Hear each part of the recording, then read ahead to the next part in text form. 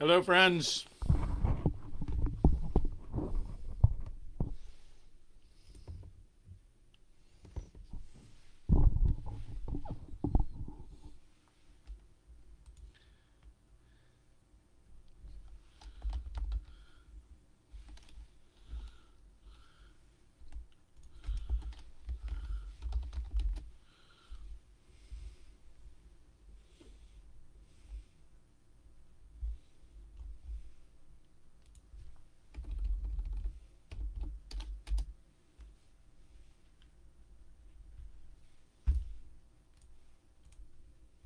Morning, Robin. Hi, Linda. Hey, watching from work. That's awesome. Good morning, Donna. Good morning, John. Hello, hello. Welcome, everyone. Welcome, welcome.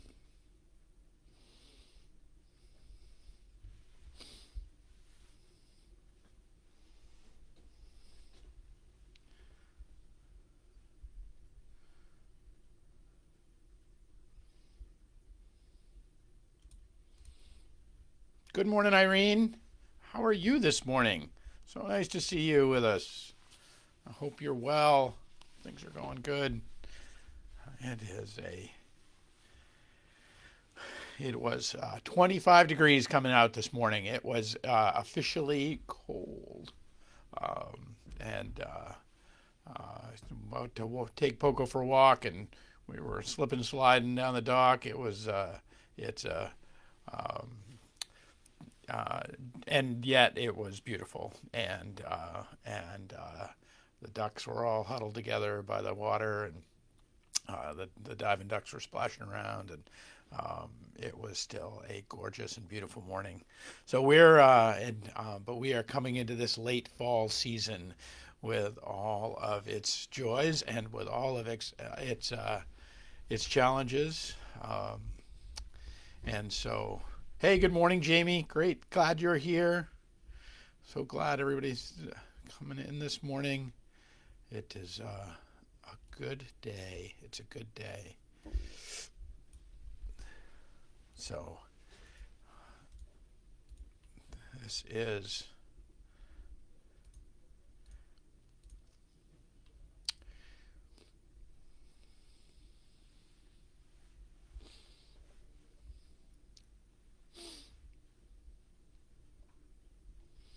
good morning. Good morning.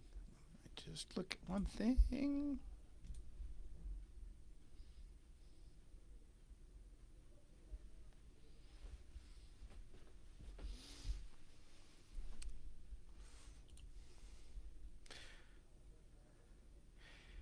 Jamie, is your baby girl's 24th birthday. How fun is that?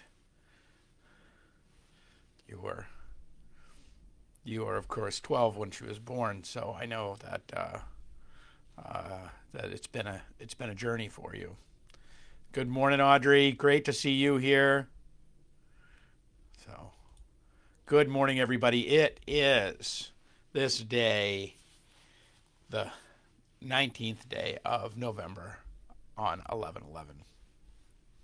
And I just came upstairs from, if you've noticed me kind of scurrying around a little bit this morning, I just came upstairs from our crew that has been, we've been working this morning. A lot of them and a little bit of me have been working this morning on putting together 50 meals, 60 meals, I think, for the our local veterans group. And so they have traditionally had a Thanksgiving meal, and this year they were going to be unable to do it. And our missions chair and I sat down with their executive director over on Pine Street and put together a meal this morning with some volunteers and with some work and with the inspiration of the the Spirit that was very present in the whole journey of preparation. And we've got and again, another spontaneous moment is some folks. I think one or two of you are here. I know Linda's going to be part of it tomorrow. That are going to go deliver some food to folks in the city. That the United Way has kind of put out a call that they're doing a kind of an emergency food drive for some families that have been identified by the schools that have been struggling. And so, we have this abundance of riches today. We think, oh well, we're making food for people and we're giving it to them and this sort of thing. But as I was down there scooping mashed potatoes and stuffing, I found myself amidst an abundance of riches, just blessed beyond the ability to be able to do that, the ability to be able to offer food as opposed to need it, the ability to, and all of this was in a way, I think, because it started with the conversation with the director of the veterans group over in Pine Street, and I said, and they just said, we really feel like we've done a meal for them every year. We're not able to do it at the center because we don't have the ability, but maybe we can push a meal out to them, but we just don't have the people or the facility to be able to put it together and do it. He says, we just don't want them to be disappointed. And for people, many of these veterans many of them are men, many of them are guys that live alone, and they're at the margins, and part of that is as a result of the service that they've given to their nation, and they're working, and all of that is to just say that word struck me. We just don't want them to be disappointed that they will not have the opportunity to have a Thanksgiving meal, to have a holiday meal around that, even if it's not on the Thanksgiving. And it got me to think about this notion of disappointment and that's kind of what I want to talk about today. It's a long lead in to get to where I want to go, but it's I think important because I don't know about you, but I feel like this entire journey, just part of it, a component of it, has been about managing disappointment and about managing my disappointments, about managing your disappointments, and about what it means to have this desire, have this expectation. We look at our political realm, and we're like, there's an element of disappointment in what's unfolding. We hope for the very best, and we hope for all that's going to shake out in a way, but I don't think anybody can look at this process and say, gosh, that's just as I hoped everything would go. I don't know that that's necessarily, even as this unfolds and in a way that is highly desirable to you and whatever. That's not the point.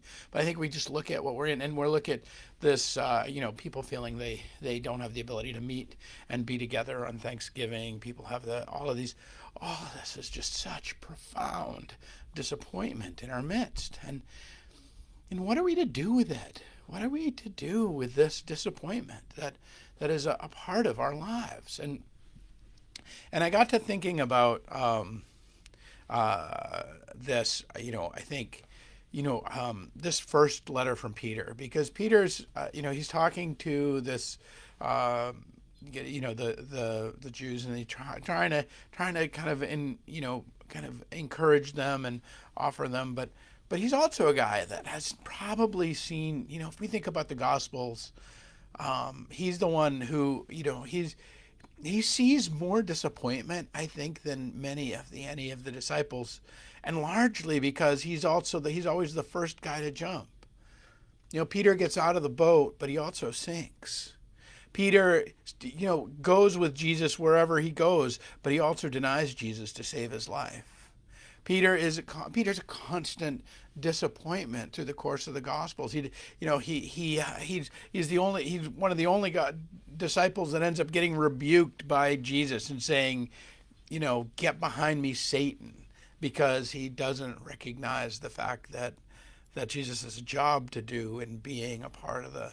And so this guy who is his entire life Like even fishing, even in the resurrection, he is fishing on. They go back to fishing after Jesus is crucified, and Jesus shows up on the seashore with them, and they're fishing along, and they'd fished all night and they've caught nothing, and Jesus comes to them as they're bringing it in their boats, as they are weary from the night's work, as they show up, and as they are truly disappointed, because not only has their rabbi and friend and the one they believe to be the Messiah now dead, they are in this place that they can't even catch fish anymore. And Jesus comes up to them, but they do not recognize him, and they say to him, what are we to do? But then they see that it is Jesus, and in seeing that it's Jesus, he says, put the nets down one more time. And he says, well, there are no fish here. We've fished all night long. I know there is nothing, but if you say so, I'll do it. And he goes out and he puts the fish down, and they catch the 154 fish. This incredible journey of managing of salvation through their disappointment. So here we are, friends, in this age of disappointment. That nearly all things are kind of falling apart. And I think about Peter now, after Jesus is ascended, writing this letter, giving this little pep talk, and the guy who's had more disappointment, who's had every flavor of the 31 flavors of disappointment, and he says these words about tending the flock, and when we talk about tending the flock, it's not just about tending others, it's about tending our flock, our little corral of emotions and feelings and thoughts that we have going on in here. So here these words. He says, now as an elder myself, he claims his elder status here, Peter does, and a witness to the sufferings of Christ, as well as one who shares in the glory to be revealed, I exhort the elders among you to tend the flock of God that is in your charge, exercising the oversight, not under compulsion, but willingly, as God would have you do it, not for sordid gain, but eagerly. Do not lord it over those in your charge, but be examples to the flock. And when the chief shepherd appears, you will win the crown of glory that never fades away. In the same way, you who are younger must accept the authority of the elders, and all of you who must clothe yourselves with humility in your dealings with one another, for God opposes the proud, but gives grace to the humble. Humble yourselves, therefore, under the mighty hand of God, so that he may exalt you in due time. Cast all your anxiety upon him, because he cares for you. Discipline yourselves. Keep alert. Like a roaring lion, your adversary, the devil, prowls around, looking for someone to devour. Resist him, steadfast in your faith, for you know that your brothers and sisters in all the world are undergoing the same suffering. And after you have suffered for a little while, the God of all grace, who has called you to his eternal glory in Christ, will himself restore, support, strengthen, and establish you. To him be the power forever and ever. Amen. Humble yourselves, therefore, under the mighty hand of God, so that he may exalt you in due time. These words that Peter is saying, this king of disappointment, the king of disappointment, the guy who has all the disappointment T-shirts. If you looked at his closet, it would be one disappointment after another. And yet, even here, he's fighting to hold this church together. He's fighting, even though they've witnessed miracles, they've been a part of all of this. They are being persecuted and they are being beaten down. And he says, humble yourselves, therefore, under the mighty hand of God, so that he may exalt you in due time. One of the things that comes up when we talk about disappointment is this notion that we say, is why me? We say, why is this happening to me? Why is this happening to us? Why is this permitted to happen in the world? We ask these questions of God and of ourselves and of the world, and maybe we get answers, maybe we don't, but the why me question, what's implicit underneath it, what's implicit as a part of it, is this sense that I should be treated better than I am. This constellation of events in the cosmos should not be permitted. That the Creator God that made all things screwed up when they made this thing. You see, I think our disappointment is often our inability to embrace our humility in creation. And that might be a hard point. Like for some of you, you may be like, I'm not watching the stupid 11:11 anymore. Like because that can be a hard one for us to swallow.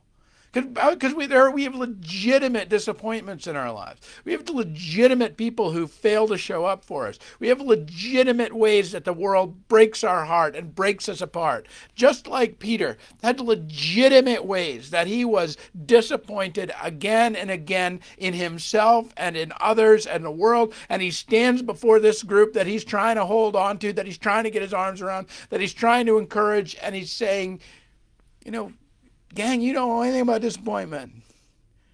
Be humble. Know that disappointments are a part of your life. Disappointments. This is what I'm going to offer you. This is a little phrase my son Derek loves to say, and I just love it so much because it's understanding. It always brings better understanding of the world. Is that he says, oh, wait a minute, this is a feature, not a bug. Friends, disappointment is a feature of life. It is not a bug. There's a disappointment button on the remote. There's a disappointment channel of life on the TV. We are a part of this journey of disappointment. It is a feature of what it is to be alive because it allows us. Because the one thing disappointment allows us to do again and again is come into right relationship with God and with each other. It puts us, if we have driven ourselves down into nothing and into boringness and into a world where we're just nothing and nobody cares for us, if we have no self-esteem at all, that our disappointment calls us to a place where, well, we did hope for something. We did hope for something. That even if we find disappointment in there, that our disappointment actually has this ability to elevate us when we are at a loss for things, or when we are denigrating ourselves below our created status. But also, our disappointment has a way of calling us down from the rafters when we've puffed ourselves up and decided to float around the room like the Macy's Day Parade balloon. Like it is this ability to offer us the ropes that would pull us down, to be in the right place, to be in right relationship with creation, to be in right journeying with God and with each other. Because it is the disappointments of our life that call us to true and real humility. They don't call us to other things. They don't call us to grace other in other places. It calls us to be right here and right now, right with the ones that we have and we are, and it calls us to have our heart opened up to receive grace that we should have, or to let go of some bizarre idea of how we are supposed to be in this world. Martin Luther King Jr. said this, and through the course of his struggle, he wrote, "We must accept finite disappointment, but never lose hope, never lose infinite hope." You see, our humility gives way to hope. Our humility keeps us alert. There is an adversary. There are creatures right now. There is the roaring lion is out there to tear you down. And if you don't have, and I'll tell you right now that one of the things that came out of this that I also want to remind you of is that you don't have an elder in your life that's caring for you, somebody who's older than you, journeying, looking out for you that you can counsel with. Get one. And if you don't have somebody younger that you are encouraging in your life, get one. Because we need to be, I think most of us on this are at least old enough at this point where we need to understand that we need to be both eldered and we need to be an elder for people.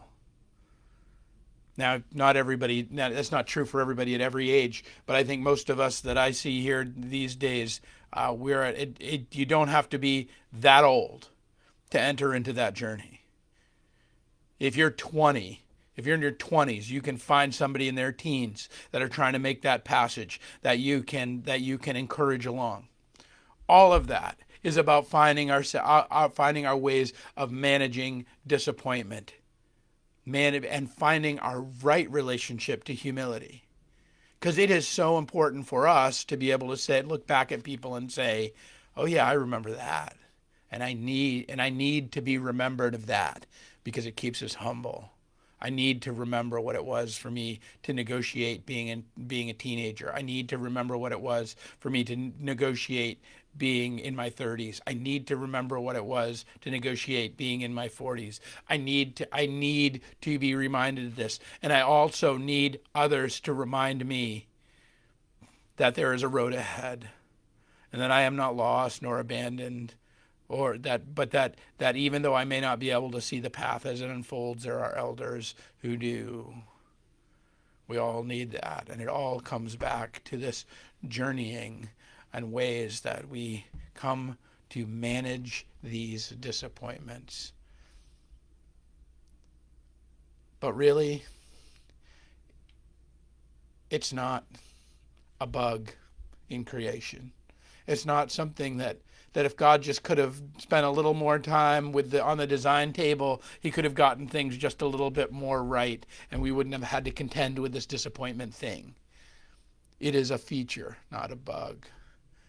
We are going to find ourselves occasionally watching the disappointment channel. We are going to find ourselves turning up the remote on the disappointment button. We are going to find ourselves in disappointment, and that it calls us to right relationship with God and one another. It calls us to pure and good and right humility when nothing else, I would submit to you, almost nothing else can. Almost nothing else can. And when the king of disappointment, like Peter, the guy who's been disappointed 1,000 different ways and is probably being disappointed right now because he has to stand here and tell these people who have borne witness to all the miracles of Acts, he has to tell them, oh, by the way, even though there are people out there to get you, don't be discouraged. Don't be disappointed. Know that there is a crown of glory that will never fade away. See, that's the journey, friends. That's the journey. Embrace this feature of disappointment. Let yourself be disappointed in these days. Share it with someone older and share it with somebody younger. But share it in the journeying. And that it might keep yourselves together in your discipline. It might keep you alert to your right relationship to God and one another. And in that, you will resist the lion that would come to devour you, the devils that prowl around, and that you too would know the power and the glory of the one who made you. All right, friends, that's my hope for you today. Be not discouraged. Be not disappointed. It is a part of the journey and offers us something in it. It's a joy to spend this week with you. We are coming up to we'll be worshiping right here at 10 a.m. on Sunday morning, both at 282 Rock Street and right here. We have a very special baptism. One of our own, Riley Mello, will be being baptized, and we'll have a Thanksgiving service on Thursday at 7 o'clock. Peace. So join us for any of those. Peace and grace, friends.